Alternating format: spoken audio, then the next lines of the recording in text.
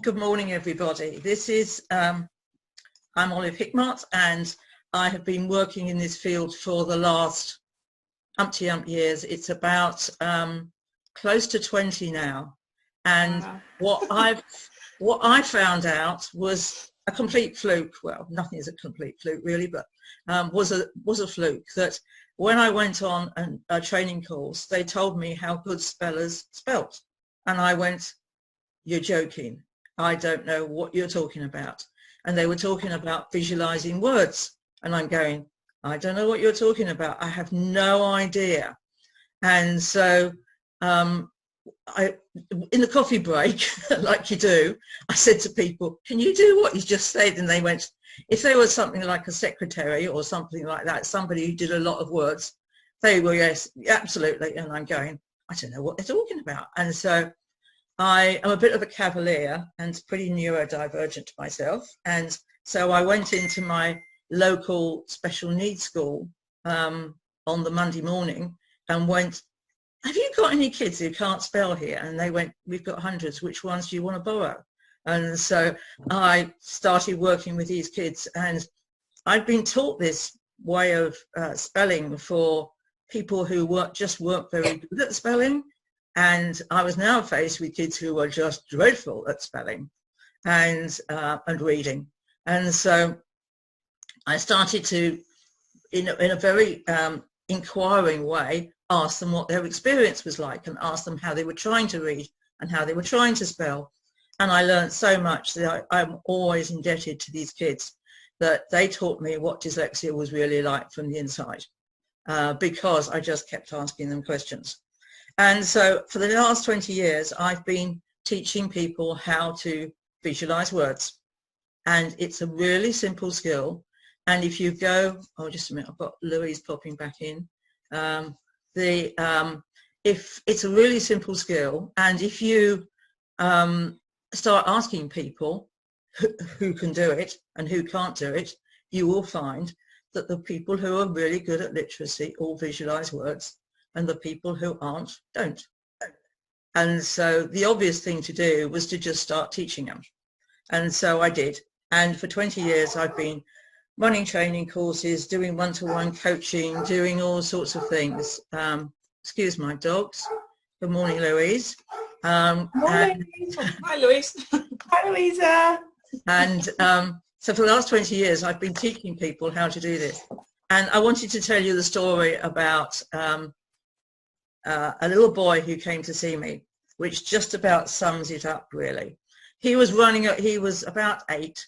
He was running around all over the place, wouldn't sit still, had not looked at words.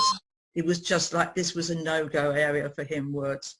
And so I resorted to picking up my Teddy. Introduce yourself, Teddy. So this is my Teddy, who is extremely old. Well, he's actually not extremely old. He's the same age as me.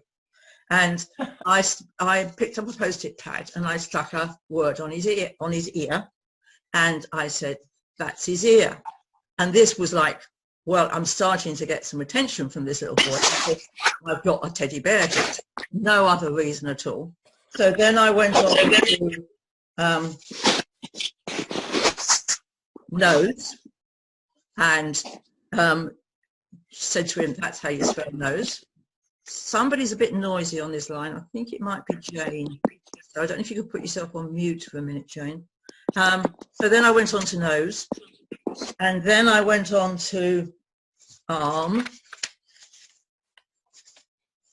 And by this time, he's getting really, really into this. And so we've got more Post-its here. Of course, he really liked the one that was on his belly.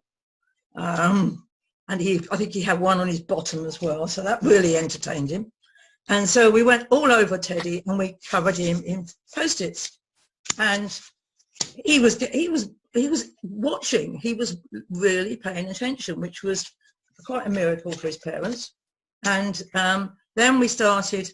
I gave him one of the Post-its and I said, "Here's another Post-it. Can you just copy that down?"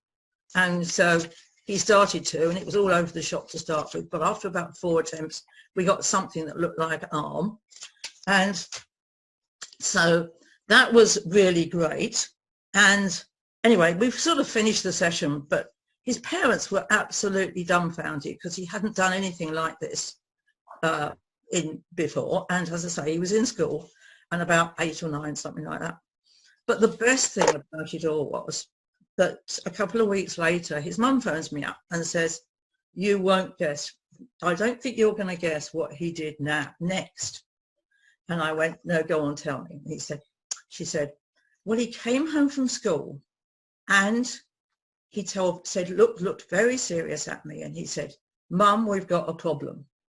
And I went, I'm now being Mum. And Mum said, okay, let's just sit down and talk about that, Freddie. What's your problem? And he looked at her very serious and he said, Mum, the other boys have got bugs in their pockets.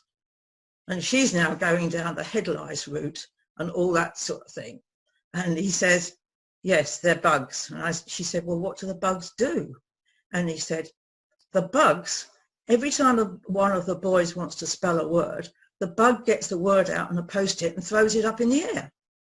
And they just write down how to spell the word. It's as simple as that. And she said, very good. And then he said, but I've got no bugs in my pocket, so we've got a problem. And so she then started talking about bugs and had great fun with his story about the bugs. And it has developed him into doing more and more with literacy.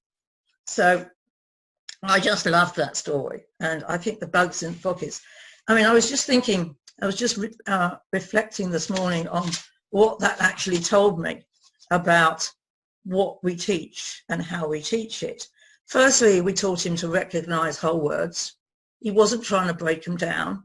And for creative, imaginative people, like Louisa, by the way, then you'll find breaking words down into tiny phoneme bits is not really a great strategy because they don't get it.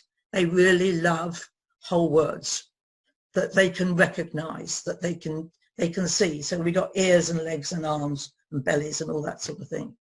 We've associated them with objects. So when they think of an ear, they'll think of Teddy's ear with ear written on it. We've got them looking up to see them. And goodness knows where Freddie got his little story from. I mean, I didn't teach him that. That is an amazing progression into what you can do with a skill you've just learned in half an hour. He was much calmer. And he was making up his own way to do it. And he was sort of starting to spell, but I didn't want to do, as I was saying to David earlier, I didn't want to do too much at one time because I wanted him to get really good at what he'd managed to learn. So all we did was object words that related to Teddy. We didn't try anything more complicated than that. And so I've been teaching word recognition for years, as I say, but I had never before done it in such a simplistic way as this. And one of the things is, by the way, you should notice is I write, is that the right way round, somebody? Or is that backwards? Yeah. Right. I always write in capitals. There's a really good reason for writing in capitals to start with. Because the, would you like, Alison, would you like to mute yourself? I think we've got something going on with you. Is that okay? Is that better? Yeah, that's better. And I always write in capitals to start with because capital letters don't turn around and make a different letter. So if you've got a kid who's doing letter reversals, like B's are turning into D's or P's and Q's and all that sort of stuff, or W's and M's, then if you do them in capitals, they don't turn around because if you turn a B round, it doesn't make another sensible letter. So they tend to not turn them around. So I always start with capitals. So, I mean, I've taught you that in 10 minutes. I probably taught him it in half an hour, and it was remarkable. So has anybody got any questions about that before we go on?